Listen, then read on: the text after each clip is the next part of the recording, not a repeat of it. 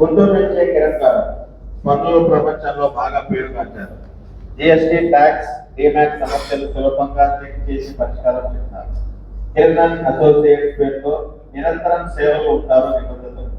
ఎవరికైనా అర్థమయ్యేలా చెప్తారు, సందేహాలు తొలగించి సొల్యూషన్ ఇస్తారు. ఆర్థిక విషయాల్లో కన్ఫ్యూషన్ ఉన్నా కిరణ్ గారితో టెన్షన్ లేకుండా ఉంటుంది అన్న. అందరికీ ఉపయోగపడే మంచి వ్యక్తి మన గ్రూప్ లో ఉండడం నిజంగా బహు శుభం పని. బీకామ్ ఎంబీఏ పూర్తి చేసి semi qualified chartered accountant, cost accountant మరియు కంపెనీ సెక్రటరీగా అనేక రంగాల్లో ప్రావీణ్యం చూపిస్తున్నారు నిజంగా. With that, I invite Ravikiran Garavati on podium to share his vision. My wife Manasa Kirti అండి. సో ఇద్దరం semi qualified chartered accountants. So జనరల్గా ఒక ట్యాక్స్ అడ్వైజర్ ఏం చెప్తాడు అంటే ఏ సర్వీసెస్ ప్రొవైడ్ చేస్తాడు అని చెప్పి అందరికీ ఒక గెస్సింగ్ ఉంటుంది. సో జనరల్గా ప్రొవైడ్ చేసే సర్వీసెసే so GST registrations and compliances and TDS and TCS compliances and income tax returns and PFESI, ROC and detailed project report, digital signatures and company liquidation services. These are the main services we are providing andi. So ivi ma services ivi kaakunda oka chinna oka knowledge enhancement ki oka chinna topic play chestanandi. Adi andariki manaku use avutundi. అంటే ఇప్పుడు coming season వచ్చేసరికి income tax return file చేస్తాం కాబట్టి అందరూ income tax return file చేస్తారు, చేసేవాళ్ళు ఎలాగో చేస్తారు. కానీ చెయ్యని వాళ్ళు కొంతమంది ఉంటారు. వాళ్ళకి ఏంటంటే ఎందుకు చేయాలి, చేయకపోతే మనకి ఏంటి పెనాల్టీస్ ఉంటాయి అంటే మనం ఎందుకు చేయకూడదు, ఎందుకు చేయాలనేది చెప్తాను అన్నమాట ఇప్పుడు. ఓకేనా? సో జనరల్గా డ్యూ డేట్ వచ్చేసరికి మనందరం ఇండివిజువల్స్ కాబట్టి జనరల్గా జూలై 31 లోపల ఫైల్ చేయాలి. జూలై 31 లోపల ఫైల్ చేయకపోతే ఏంటి, లేట్ ఫీజు ఏమైనా ఉంటుందా? ఎస్, లేట్ ఫీజు ఉంటుంది. ఎట్లా? సో వాళ్ళ టోటల్ ఇన్కమ్ వచ్చేసరికి బిలో 5 lakhs అయితే కనుక ఫైల్ చేయకపోతే 1000 రూపీస్ లేట్ ఫీజు ఉంటుందండి. ఎప్పటిలోపు ఫైల్ చేసుకోవచ్చు?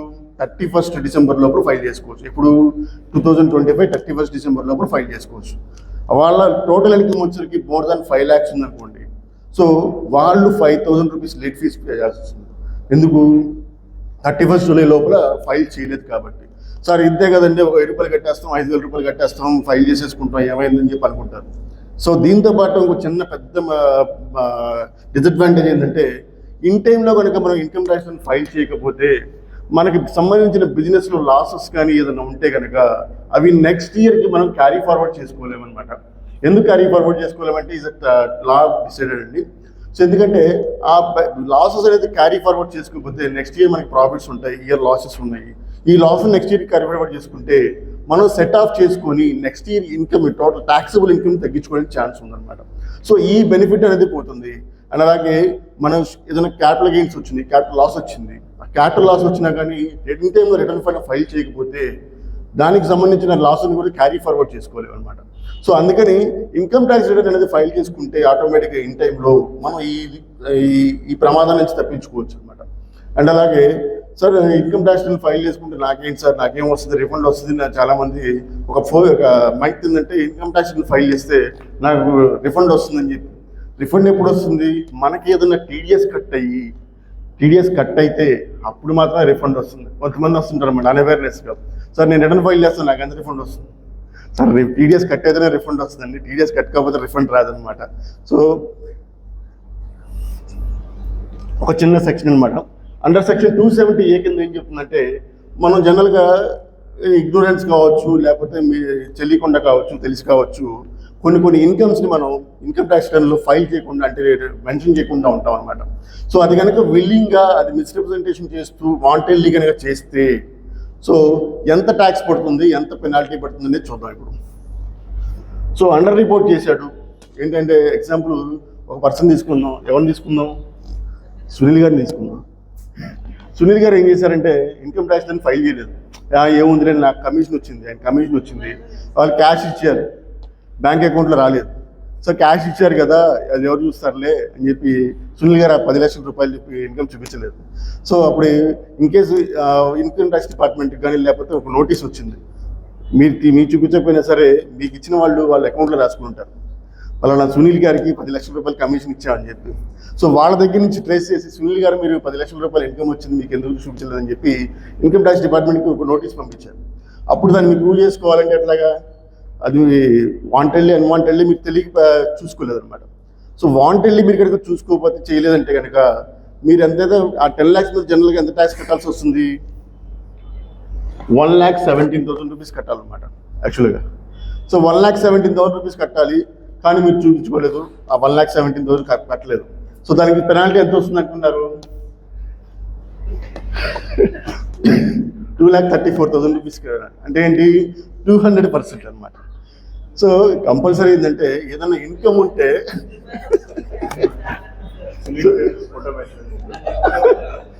No problem. సో అందుకని మనకి ఏదైనా ఇన్కమ్ ఉంటే కనుక కంపల్సరీ తెలుసో తెలియకో మనకు తెలిసిన కాకుండా ఒక ట్యాక్స్ అడ్వైజర్ను ఒక సీఏను పట్టుకొని మన ఇన్కమ్ని అసెస్ చేయించుకొని ట్యాక్స్ పే చేస్తే ఇన్ టైంలో ఇలాంటి పెనాల్టీల నుంచి తప్పించుకోవచ్చు అనమాట.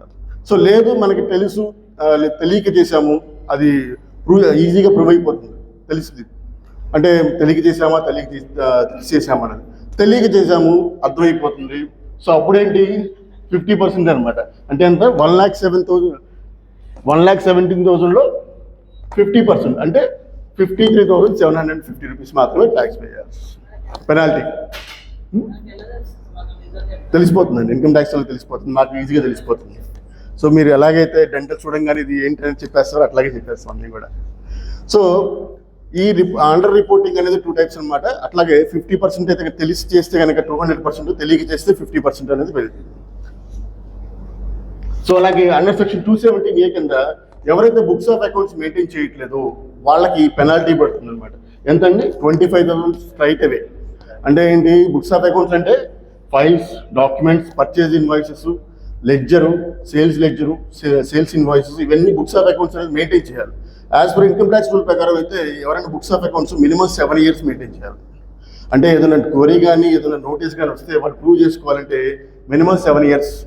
అంటే పీపుల్స్ క్రెడిట్ బ్యాంక్లో వాళ్ళకి సంబంధించి అన్అకౌంటెడ్ మనీ కాకుండా అలాంటిది ఏదైనా ఉంటే కనుక కంపల్సరీ మనం ఒక 7 years బుక్స్ మెయింటైన్ చేయాలన్నమాట. సార్ దానికి సంబంధించిన సపరేట్ ఫైల్స్ ఉంటాయి సార్, ప్రెజర్ బాగా చేసుకోవచ్చు. ఇంకా లేదనుకుంటే జనరల్ అందరికీ ఇప్పుడు టాలీలో మన ఈశ్వరరావు గారు మెయింటైన్ చేసుకుంటే లైసెన్స్ తీసుకొని మీరు బుక్స్ మెయింటైన్ చేసుకోవచ్చు. ఓకే, నెక్స్ట్ వచ్చేసరికి చాలా పేపర్లో కానీ సినిమాలో కానీ అన్నీ చూస్తుంటాం, ఏం పలానా చోట ఇన్కమ్ ట్యాక్స్ రైట్ చేశారు, సో వాళ్ళకి చాలా మంది తీసుకెళ్ళిపోయారు అని చెప్పి అనుకుంటారు. సో అలాంటప్పుడు ట్యాక్స్ ఎలా లెవీ చేస్తారు, ఎంత లెవీ చేస్తారని చెప్పి అంటే కనుక స్ట్రైట్ అవే అతను రైట్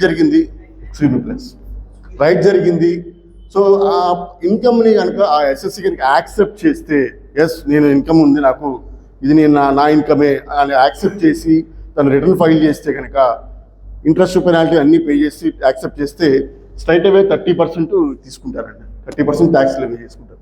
లేదు నాకు తెలియదు, నాకు సంబంధం లేదు అని చెప్పి అనేది అన్నారనుకోండి 60% లెవీ చేస్తారన్నమాట ట్యాక్స్. అంటే పెనాల్టీ, ట్యాక్స్ కాదు, ట్యాక్స్ ఇంట్రెస్ట్తో కలిపి 60% పెనాల్టీ. సో ఇది బర్నింగ్ టాపిక్ అన్నమాట. ఎందుకంటే చాలా రోజుల నుంచి మనం న్యూస్ పేపర్లో చూస్తున్నాము, రీసెంట్గా. సునీల్ గారా, ఓకే అలాగే. నెక్స్ట్ వచ్చేసరికి మన బుక్స్ ఆఫ్ అకౌంట్స్ని ఒక చార్టెడ్ అకౌంటెంట్ ద్వారా కంపల్సరీ టర్నోవర్ దాటితే కనుక, సటన్ టర్నోవర్ దాటితే కంపల్సరీ ట్యాక్స్ ఆడిట్ చేయించుకోవాలి. ఆ ట్యాక్స్ ఆడిట్ చేయించుకోకపోతే కనుక 0.5% ఆఫ్ టర్నోవర్ ఆ గ్రాస్ రిసీట్ ఏది కనుక ఎక్కువైతే అంత పెనాల్టీ అనేది లెవీ చేస్తారు. కానీ మ్యాక్సిమం వచ్చేసరికి 1.5 lakh అనేది మ్యాక్సిమం పెనాల్టీ అనమాట. సో తర్వాత కొంతమంది ఏం చేస్తారంటే తెలియగలవాళ్ళు 2-3 పాన్ నెంబర్లు మెయింటైన్ చేస్తుంటారు. సో నాకు గవర్నమెంట్కి ఏం తెలుస్తుందిలే అని చెప్పి. సో అలాంటి నెంబర్ ఆఫ్ పాన్స్ ఎక్కువ ఉంటే కనుక వాళ్ళకి స్ట్రైట్ అవే పెనాల్టీ వచ్చేసరికి 10,000 రూపాయలు పెనాల్టీ ఫైల్ చేస్తారన్నమాట. సో ఇవన్నీ మనకి రీసెంట్గా మనకి డైలీ లైఫ్లో యూజ్ అయ్యే పెనాల్టీస్ అండి. అంటే ఇవి కనుక మనం ఫాలో కాకపోతే ఎరైజ్ అయ్యే పెనాల్టీస్ అనమాట. ఇంకా చాలా పెనాల్టీస్ ఉన్నాయండి. సో అవన్నీ నా ఇన్స్టాగ్రామ్ ఛానల్ చూస్తే కనుక మీరు వీడియోస్ చూసుకోవచ్చు. అండ్ నా స్పెసిఫిక్ ఆస్క్ వచ్చేసరికి please connect with your chartered accountant, company secretary and cost accountants and lawyers, doctors and entrepreneurs. అలా కాకుండా ఎవరైతే ట్యాక్స్ ప్లానింగ్ చేయాలనుకుంటున్నారో వాళ్ళ కంపెనీని, సో వాళ్ళని కనెక్ట్ చేయండి. This is my presentation for today. Thank you.